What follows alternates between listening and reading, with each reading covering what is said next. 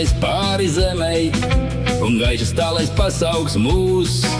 Tad visu varēs ieraudzīt no augšas, kas, protams, saskatāms vēl būs. Tad putni dziedās trīsreiz skaistāk, un spilgta gaisma pretim nāks. Tad izturēties varēs nepiespiestāk, kad eņģeļi ar tevi dialogu sāks. Tad lietas, kuras lielas likās, tev liksies citā formātā, un paradīzē iepatiksies jūs brīvību kā bērnībā. Tik ātri pienācis ir brīdis, lai dotos tālāk mūžībā, bet pagaidām vēl starp brīdis, kur kājas rokas muti apmazgā.